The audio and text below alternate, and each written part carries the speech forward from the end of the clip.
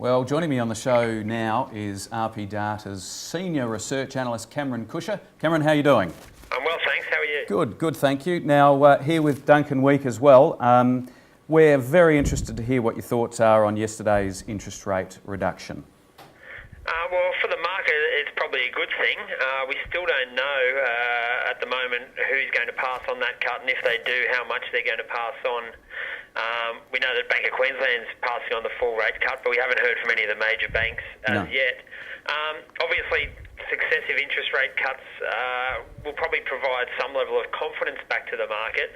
I still don't think it's going to be enough to encourage values to start growing from here, but I certainly think we'll start to see a little bit more activity. But given now it's December, that activity is probably not going to come back into the market until around February. As we know, it's usually a bit quiet during December and January as people go on holidays and worry about other things. But I'd say that we'll start to see a bit of a pickup in sales activity come February or March next year. Like to think that we'll get back stuck into work fairly early in January, Cameron. So a few sales along the way will be very handy, but certainly give people an opportunity through the last 3 or 4 weeks of the year to consider their position and make decisions as they come into 2012. What are the markets in some of the other states doing? We've had a little segment a few moments ago saying that median price in Adelaide has dropped about 4.7%, 4.8%. Is that similar sort of feeling across the other states? Yeah, so our data shows that in October values were down in Adelaide 4.4%, which is slightly greater than what we're seeing across the combined capital cities, where values are down 4% over the year and compared to the same time last year. And it's a bit of a mixed bag, really.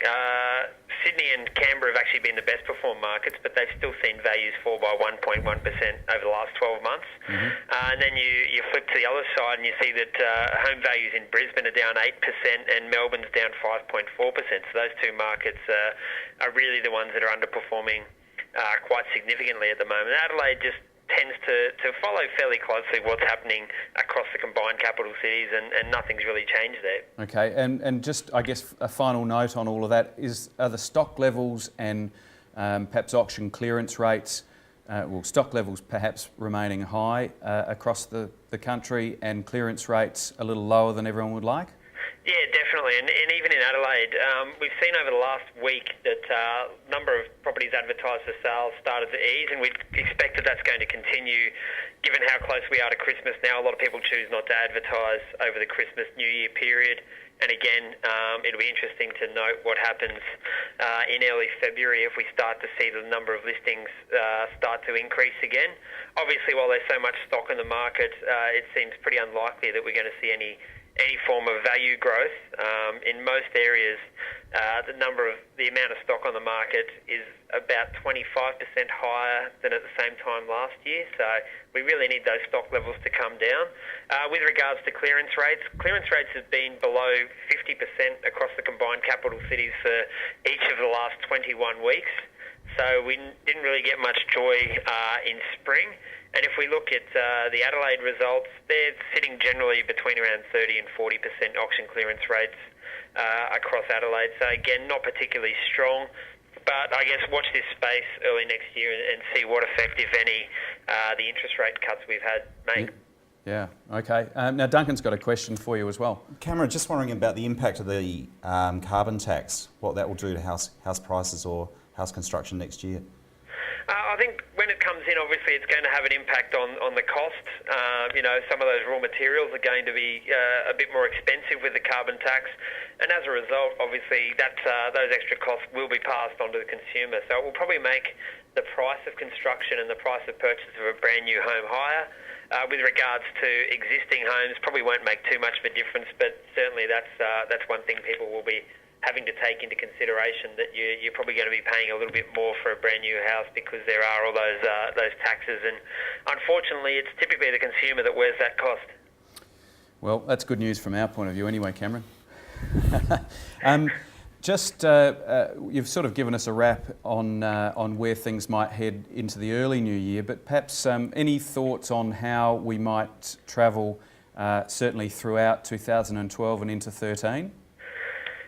looking into my crystal ball, I don't see a lot of value growth in the market over the next 12 months, simply because it's going to be fairly hard for banks to find that finance offshore, and credit's not going to flow as freely as it has through the market really for much of the last 10 years. So I think we're going to see fairly limited growth in property values. I certainly think with the interest rate cuts, we will start to see sales activity pick up a little bit, but I think people are going to be wary about speculating too much in the housing market at the moment. Given last time when we had the global financial crisis, there was a lot of speculation, and we did see values starting to rise, but very quickly the Reserve Bank lifted interest rates, and a number of people were caught out. So I think fairly flat conditions for the next 12 months, and possibly even longer than that. We really need some of these overseas markets to sort themselves out, and the banking system to start lending to people once again. Until we can start to see some growth back in those property values. But in the meantime, I'd expect that we'll start to see some rental growth in the market, and as that continues, obviously people will start to do their numbers and maybe think about buying rather than renting if the price differential isn't too much. Yeah, all right. Well, look, thank you for that wealth of information as usual, and look forward to catching up again soon. No problem. Thanks very much. Thanks, Cameron. And in the meantime, we're going to go and have a look at some of SA's finest homes.